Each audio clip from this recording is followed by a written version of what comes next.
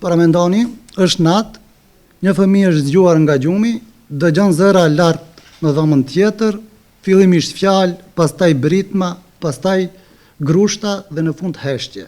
Ai nuk lëviz, nuk qan, vetëm shtrëngon njarganin dhe pret që gjithçka të mbarojë. Sepse për të, kjo nuk është hera e parë. Kjo është dhuna në familje, jo si koncept, jo si teori, por një praktik që ne hasim çdo ditë në punën tonë të përditshme. Kjo është panorama e rëndë që e përshkruan psikologu Azbish Shaqiri nga Qendra për Punë Sociale në Gostivar, duke folur për rritjen shqetësuese të dhunës në familje, e cila po e prek gjithnjë e më shumë shoqërinë. E në rrethana të këtilla, megjithse shpesh kritikohet mungesa e reagimit institucional, problemi është më i thellë, thot ai, po dështon institucioni i quajtur familje. Në shoqërinë tonë, për fat të keq duhet ta themi hapur të gjithë se ka filluar të dështon institucioni më i rëndësishëm, institucioni që mban emrin familje. Ne si institucione him në veprim momentin pasi që ndodh rasti. Edhe çfarë do që të bëjmë, edhe nëse ne si qendër sociale kemi obligim vendosjen e viktimave në vend të sigurt, mirëpo ajo vetë se më ka ndodhur. Edhe viktima është dhunuar nga ana e bashortit, por mendoni është dhunuar në një ambient ku të gjithë e mendojmë familjen, shtëpinë si vendi ku duhet të jetë i sigurt, i ngrohtë, ku duhet të kemi përkraje dhe viktima është dhunuar pikërisht në atë vend. Shaqiri apelon për më shumë vetëdijësim qytetar, duke theksuar se heshtja e shoqërisë prodhon dhunues permanent, ndërsa viktimat mund të jenë një grua, një motër, një nën e një më i dobët, siç janë fëmijët. E për të kontribuar në drejtim të çrënjosjes së kësaj dukurie, institucionet në Gostivar po punojnë me shkollat dhe me brezat e rinj, duke i udhëzuar që të mos durojnë dhunë dhe ta denoncojnë atë në kohë. Të gjithë shohim ashtu raste, të gjithë kemi parë, edhe shumica nga ne shumë herë kanë zgjedhur që të hesht.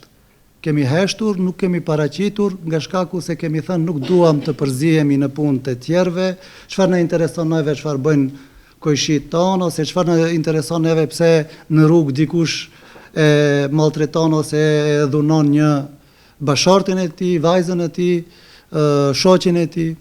Dhe më besoni se institucionet vetëm si të tilla nuk janë të mjaftueshme që ne të parandalojmë gjithë këtë dhunë edhe krejt këtë situatë që është kohëve të fundit, sidomos pas koronës, pas vitit 2021, çdo ditë po shtohen dita ditës e më shumë. Por bashkarisht nëse edhe vetdia e qytetarët rritet për të paraqitur dhe për të folur për këto fenomene, atëherë edhe ne do të kemi shumë më lehtë, po edhe viktimat do të kenë shumë më lehtë për të paraqitur dhunën në institucionet përkatëse, gjithsesi për ta vrarë frikën, për të paraqitur raste që ndodhin nëpër shtëpitë, nëpër familjet e tyre.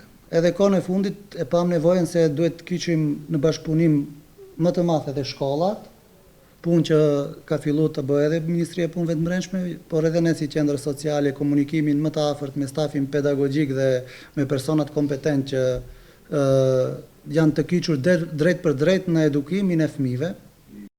Fatmirësisht, në drejtim të akomodimit të viktimave janë bërë hapa pozitiv nga momenti i vënies në funksion të strehimores që erdhi me iniciativë të Qendrës për të Drejtat e Grave Etika në Gostivar.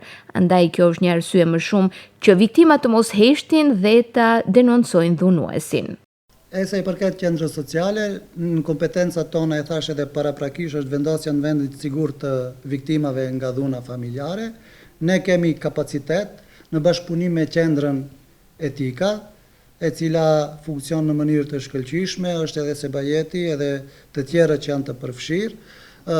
Këtë e them për t'i motivuar edhe për t'ju thënë viktimave të dhunës familjare që mos friksohen se ne kemi kapacitet si institucione, kemi mundësi që ata t'i vendosim në vend sigurt dhe mos i lejmë përsëri tek familja ose tek bashorti, vllau, kushtjet ai që kryen dhunë familjare kundrejt tyre.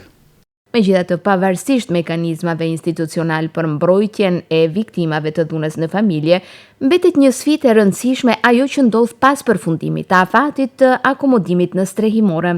Në shumë raste, mungesa e pavarësisë ekonomike i detyron gratë të rikthehen në mjedisin ku kanë përjetuar dhunë. Pikërisht në këtë segment vlerësohet se nevojiten masë shtesë dhe mbështetje më e madhe afatgjate për fuqizimin ekonomik dhe social të viktimave.